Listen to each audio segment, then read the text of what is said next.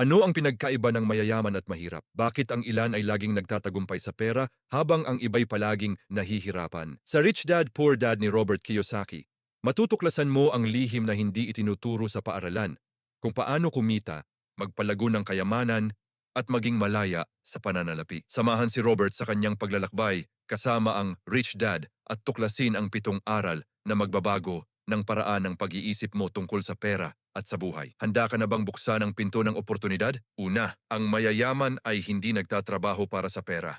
Nang sila ay 9 na taong gulang, sina Robert at ang kanyang kaibigang si Mike ay hindi na imbitahan sa bahay sa tabing dagat ng isang kamag-aral dahil sila ay mahihirap. Umuwi si Robert at tinanong ang kanyang ama kung paano maging mayaman. At ang tanging sagot na natanggap niya ay, kailangan mong matutong kumita ng mas maraming pera.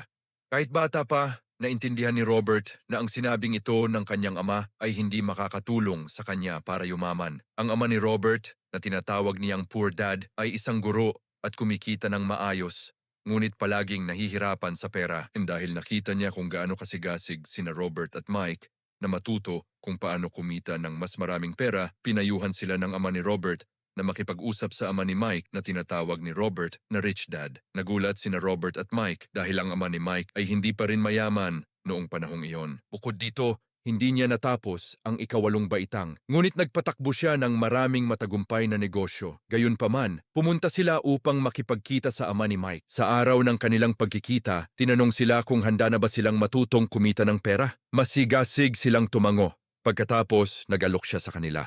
Sinabi niya na tuturuan niya sila kung paano kumita ng pera, ngunit hindi sa estilo ng katulad sa paaralan. Matututo lamang sila kung magtatrabaho sila para sa kanya. Ayon sa kanya, masasayang lamang ang kanyang oras kung gusto lang nilang umupo at makinig gaya ng ginagawa sa paaralan. Mas mabilis silang matututo kung magtatrabaho sila para sa kanya. Gusto sanang magtanong ni Robert, ngunit hindi siya binigyan ng pagkakataon. Sinabi niya na kung hindi nila kayang magdesisyon ng matibay, hinding-hindi sila matututo kung paano kumita ng pera. Dumaraan at nawawala ang mga oportunidad at ang kakayahang malaman kung kailan dapat gumawa ng mabilis na desisyon ay isang mahalagang kasanayan. Alam nilang kailangan nilang magdesisyon. Tumingin sina Robert at Mike sa isa't isa at pareho silang pumayag na tanggapin ang alok. Natutuwa ang ama ni Mike at sinabi na babayaran niya sila ng 10 sentimo kada oras at magtatrabaho sila ng 3 oras tuwing Sabado. Kahit na may laro si Robert sa softball sa araw na iyon, pinili niyang magtrabaho at matuto sa halip na maglaro. Alam niyang ito ang kanyang pagkakataon at ayaw niya itong sayangin. Kaya nagsimula sina Robert at Mike na magtrabaho para kay Mrs. Martin, na empleyado ng ama ni Mike at karaniwang inaalagaan ng isang maliit na supermarket. Ito ang uri ng tindahan kung saan bumibili ang mga tao ng mga pangunahing pangangailangan tulad ng gatas, tinapay, mantika at sigarilyo. Ang tanging problema ay walang aircon ang mga tindahan. Kaya kailangan nilang panatilihing bukas ang mga pinto patungo sa kalsada at paradahan na nagdudulot ng alikabok sa tuwing may sasakyang dumadaan. Ang kanilang trabaho ay alisin ang mga dilatang pagkain sa mga istante, punasan ang alikabok gamit ang feather duster at ayusin ito ng maayos sa istante. Nakakabagot ang trabahong ito. Nagtatrabaho sila ng 3 oras tuwing Sabado at nakakatanggap ng 30 sentimo. Na hindi nakaka-excite sa kanila dahil ang isang comic book ay nagkakahalaga ng 10 sentimo noon. Ginawa nila ito dahil gusto nilang matutunan kung paano kumita ng pera. Ngunit matapos ang 3 linggo ng paggawa nito, handa nang sumuko si Robert. Pakiramdam niya ay parang alipin siya na nagtatrabaho ng 10 sentimo kada oras. At hindi pa niya nakita ang ama ni Mike mula sa unang pagkikita. Kaya sa tanghalian ng ika-4 na linggo, sinabi niya kay Mike na magbibitiw na siya. Nakakabagot na ang paaralan at ayaw niyang sayangin ang kanyang Sabado sa trabahong ito. Tapos na siya. Sa kanyang pagkagulat, ngumiti si Mike at sinabi na inaasahan ito ng kanyang ama. Sinabi ng ama ni Mike kay Mike na makipagkita sa kanya kapag handa na si Robert na sumuko. Naiinis si Robert, ngunit sinabi ni Mike na iba ang paraan ng pagtuturo ng kanyang ama kumpara sa mga magulang ni Robert. Hindi siya mahilig maglektura at mas ginagamit niya ang karanasan bilang paraan ng pagtuturo. Ikalawang aral. Bakit tinuturo ang pinansyal na kaalaman? Kapag tinanong ng mga tao si Robert kung saan siya nagsimulang yumaman, ibinibigay niya ang parehong sagot na ibinigay sa kanya ng kanyang mayamang ama. Kung gusto mong yumaman, kailangan mong maging financially literate o marunong sa pinansyal. Halimbawa, ang accounting ay isang asignatura na nakakabagot, nakakalito, ngunit napakahalaga para sa tagumpay sa pinansyal. Para maging madali, ginamit ng mayamang ama ang mga larawan at simpleng salita upang ituro ito sa dalawang bata. Isa sa mga unang bagay na ipinaliwanag ng mayamang ama kina Robert at Mike ay ang pagkakaiba ng asset at liability. Sinabi niya na kung gusto mong yumaman, ang tanging kailangan mong gawin ay bumili ng assets. Iyan lamang ang kailangan mong malaman para yumaman. Ngunit sa kabila ng pagiging simple nito, maraming tao ang hindi nauunawaan. Nang una itong ipaliwanag ni mayamang ama kina Robert at Mike, inakala nilang biro lamang ito dahil sobrang simple ng konsepto. Paano hindi ito nauunawaan ng mga matatanda? Hindi ba dapat lahat ay mayaman? Ang problema ay karamihan ng tao ay pinalaki o tinuruan sa ibang paraan ng mga banker, financial planner, at iba pa. Kaya kailangan nilang mag-unlearn o kalimutan ang iniisip nilang alam nila. At dahil dito, bumibili sila ng liabilities na iniisip nilang assets. Ginagamit ni Robert ang simpleng definisyon para sa assets at liabilities. Asset, bagay na naglalagay ng pera sa iyong bulsa. Liability, bagay na kumukuha ng pera mula sa iyong bulsa. Ang assets ay nagdadagdag sa iyong kita. Naglalagay ito ng pera sa iyong bulsa. Halimbawa, kung may bahay ka at paupahan mo, ito ay isang asset dahil naglalagay ito ng pera sa iyong bulsa bawat buwan. At ito ang cash flow pattern ng isang liability. Ang liability ay kumukuha ng pera mula sa iyong bulsa. Kung gusto mong yumaman, ang kailangan mong gawin ay iwasan ng liabilities at bumili ng mas maraming asset. Sa pamamagitan ng mga simpleng diagram na ito, madali mong masasabi kung paano hawak ng bawat tao ang pera, sabi ni Robert. Kadalasan, ang mga taong may utang ay iniisip na ang sagot sa kanilang problema ay kumita ng mas maraming pera, ngunit hindi nila alam na hindi laging nasosolusyonan ng mas maraming pera ang kanilang problema. Maaari pa itong magpalala nito. Ito ang dahilan kung bakit maraming tao na biglang nanalo sa loto o nakatanggap ng mana ay mabilis itong nauubos.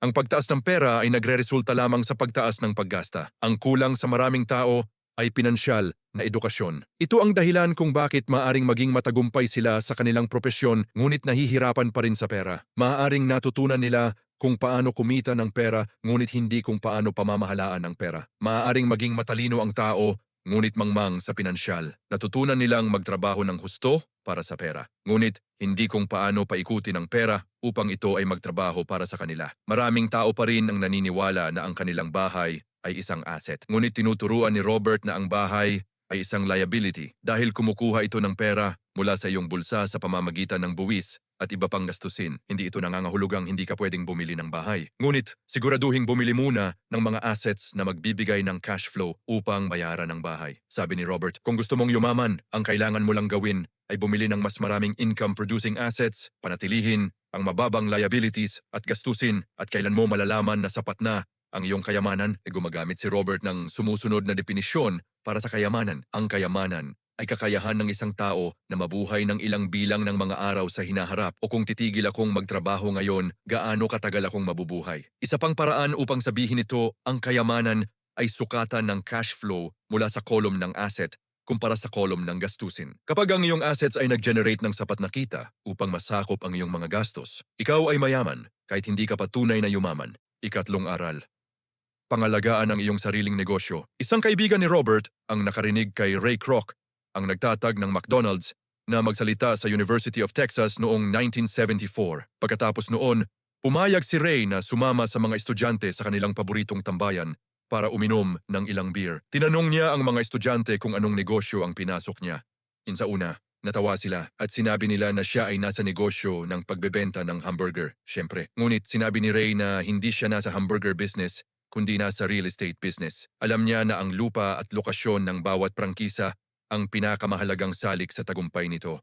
Gayon, ang McDonald's ang pinakamalaking nag-iisang may-ari ng real estate sa buong mundo. Pag-aari ang ilan sa pinakamahalagang kanto at intersections sa buong mundo. Malaki ang pagkakaiba ng iyong propesyon at negosyo. Madalas tinatanong ni Robert ang mga tao, ano ang negosyo mo? At sasagot sila, banker ako. Tatanungin niya kung pag-aari nila ang bangko. At kadalasan sasagot sila, hindi, nagtatrabaho lang ako doon. Sa pagkakataong iyon, napagtanto nila ang kanilang propesyon sa kanilang negosyo. Maaaring banker ang kanilang propesyon, ngunit kailangan pa rin nilang magkaroon ng sariling negosyo. Maraming tao ang nagtatrabaho para sa iba. Para sa kanilang employer, gobyerno, buwis at bangko o mortgage. Alam ni na Ray Kroc at mayamang ama na ang ikatlong lihim ng mayayaman. Pangalagaan ang iyong sariling negosyo. Huwag mong ubusin ang buong buhay mo sa pagtatrabaho para sa iba. Napakaraming tao ang ginugugol ang kanilang buhay sa pag-aasikaso ng negosyo ng iba at pagpapayaman sa kanila.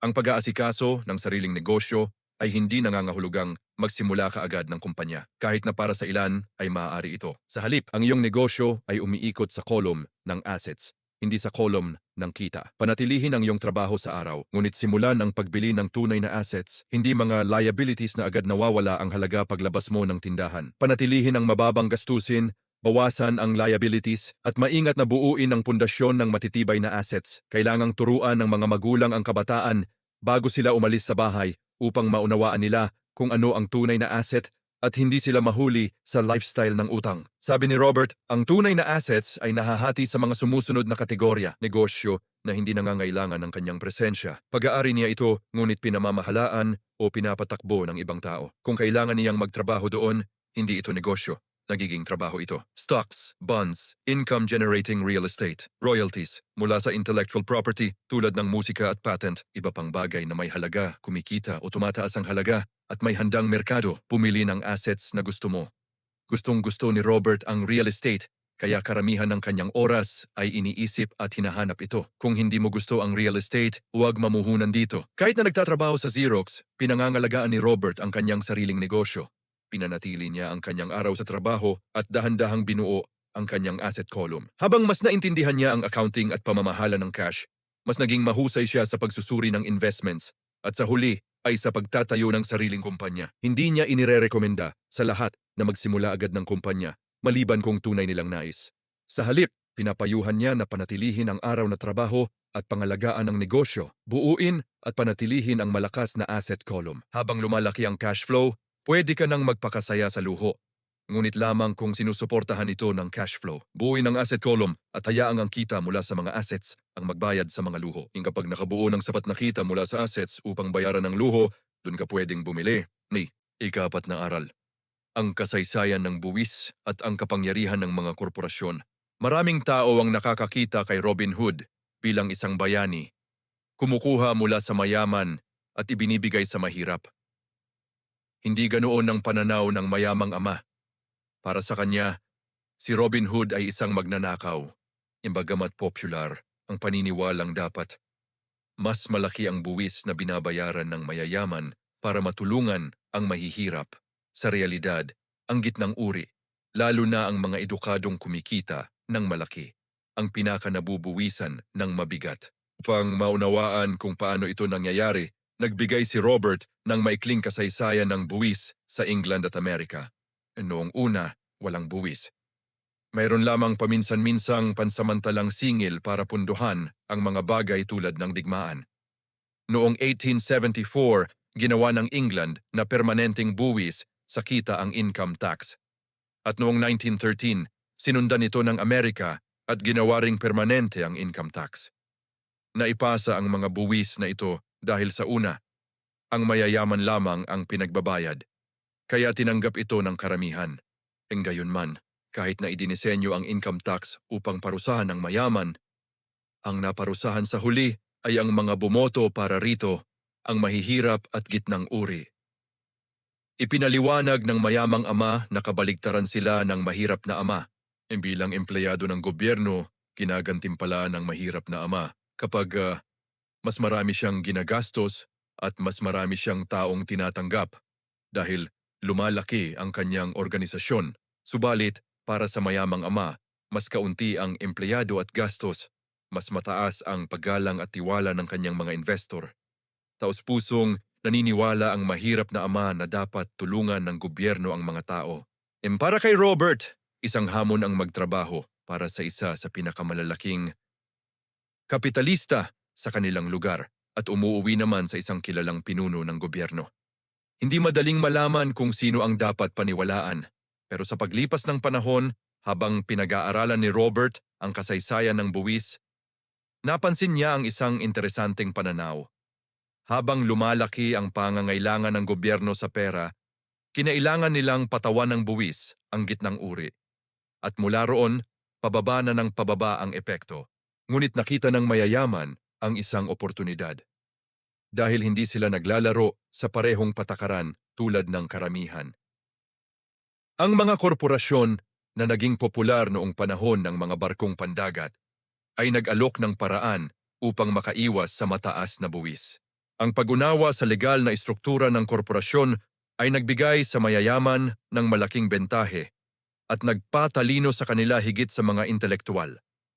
Ang korporasyon ay isang legal na dokumento lamang na lumilikha ng isang legal na entidad. Hindi ito isang bagay, hindi ito pabrika, hindi rin ito grupo ng mga tao. Ngunit nag-aalok ito ng mas mababang tax rate kaysa sa individual. Kaya karamihan sa pinakamayayamang tao sa mundo ay hindi nagbabayad ng buwis. O napakaliit lamang ang binabayaran kumpara sa kita nila. Ang mga pagtatangkang parusahan ang mayayaman ay bihirang gumana dahil palagi nilang natatagpuan ang mga paraan upang bawasan o i-minimize ang kanilang buwis.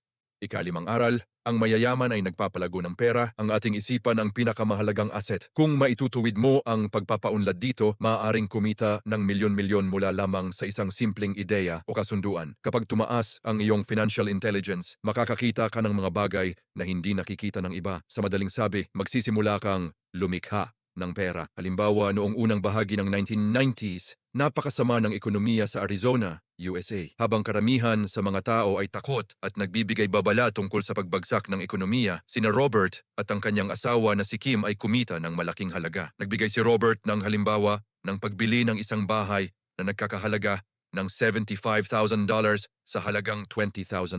Kinailangan nilang magbigay ng $2,000 para sa down payment, ngunit wala silang pera. Kaya humingi sila ng tulong sa isang kaibigan upang hiramin ang $2,000 kapalit ng $200 na bayad. Pumayag ang kaibigan at habang pinoproseso ang pagbili, nagpatakbo si Robert ng advertisement para sa parehong bahay na $75,000 ngunit ibinebenta sa halagang $60,000. Walang down payment para sa bibili. Pag-aari na nila ang bahay ng legal na ibenta nila ito sa loob lamang ng ilang minuto at ang $40,000 ay nalikha halos mula sa wala.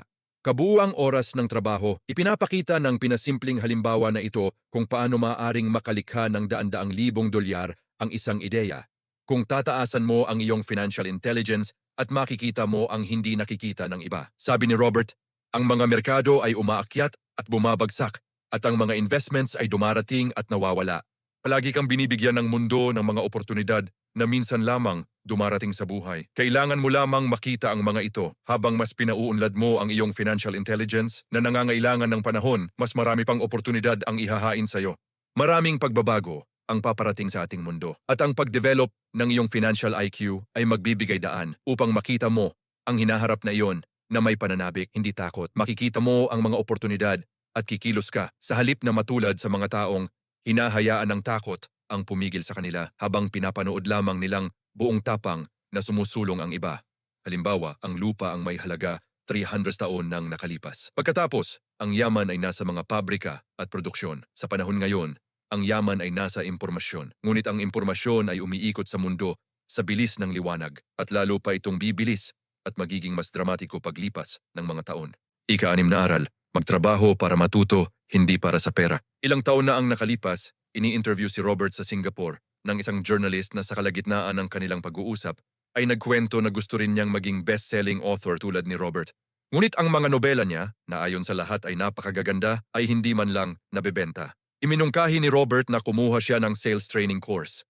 Nasakta ng reporter. Sinabi niyang mayroon siyang Master Amis degree sa English Literature at hindi niya nakikita kung paano makakatulong ang pag-aaral ng pagbebenta. Sa katunayan, galit siya sa mga salesperson nang ipunto ni Robert na siya ay isang best-selling author, hindi best-writing author. Nagalit ang reporter at sinabing hindi niya kailanman ibabababa ang sarili niya sa pag-aaral ng sales at umalis sa interview. Maraming taong talentado ang nahihirapang kumita. Gaya ng reporter na iyon. Sabi nga ng isang business consultant, isang skill lang ang kulang nila para maging mahusay.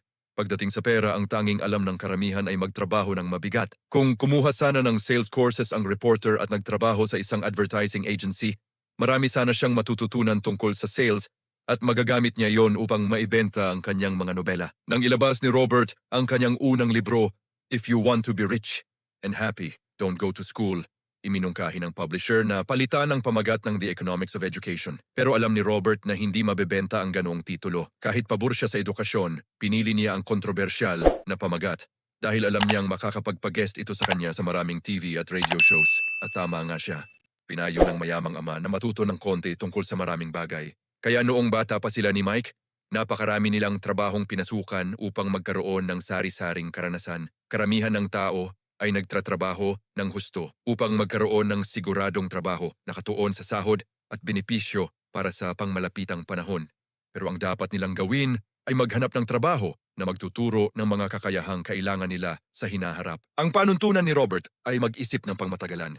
Sa halip na magtrabaho lang para sa pera at seguridad, maghanap ng pangalawang trabaho o paraan upang matuto ng pangalawang skill. Marami ang tatanggi rito dahil hindi sila handa sa pagbabago. Pero tulad ito ng pagpunta sa gym, minsan kailangan mo pang kumbinsihin ang sarili mo. Pero sa huli, matutuwa ka na ginawa mo. Inais ng mahirap na ama na maging espesyalista si Robert kahit hindi ito naging mabisa sa kanyang sariling buhay. Hindi niya naintindihan na habang lalo kang nagiging espesyalista, lalo kang nakakulong at nakadepende sa iisang espesyalisasyon. Samantala, hinihikayat naman ng mayamang ama sina Mike at Robert na ihanda ang sarili nila at matuto sa iba't ibang aspeto ng negosyo. Ayon kay Robert, ang pangunahing kasanayang kailangan para sa tagumpay ay pamamahala ng cash flow, pamamahala ng mga sistema, pamamahala ng mga tao, at ang pinakamahalagang specialized skills, sales, marketing. Ito ang mga kasanayang patuloy na hinahasa ni Robert. Uma-attend ang mga kurso, bumibili ng mga educational resources, at patuloy na nagpapalawak ng kaalaman. Ikapitong aral, pagtagumpayan ang mga balakid. May apat na pangunahing dahilan kung bakit kahit ang mga taong may financial literacy ay hindi pa rin nakakalikha ng masaganang cash flow. Una, takot. Ikalawa, pagdududa. Ikatlo, katamaran. Ikaapat, masasamang gawi. Una, pagtagumpayan ang takot. Walang gustong mawalan ng pera. Ang tanging mga taong hindi pa nalulugi sa investment ay yaong hindi pa kailanman nag-invest. Lahat tayo ay may takot na mawalan ng pera. Ang pinagkaiba lang ay kung paano natin hinahandle ang takot na iyon. Sabi ni Robert, wala pa akong nakilalang mayaman na hindi nalugi pero hindi nila hinahayaan ang takot na iyon para tanggalin sila sa laro. Karamihan ng mga tao ay naglalalaro para hindi matalo sa halip na maglaro para manalo kaya sila nahihirapan sa pera. Maaaring mayroon silang safe, sensible, balanced na portfolio pero hindi ito winning portfolio. Ito ay portfolio ng tao na naglalaro para hindi matalo, hindi para manalo. Halimbawa, ang isang balanced portfolio ay hindi masama pero hindi ito magdadala sa malaking tagumpay. Hindi ganyan maglaro ang mga matagumpay na investors. Sa simula, kailangan mong mag-focus, ilagay ang mga itlog sa iilang basket at pagtuunan iyon ng pansin. Ikalawa, pagtagumpayan ang pagdududa at sinisism. Minsan ang humahadlang sa atin ay sariling pagdududa o ang pagdududa ng mga taong nakapaligid sa atin. Dahil sa duda, hindi tayo kumikilos. Pinipili nating maging ligtas kaya lumilipas ang mga oportunidad.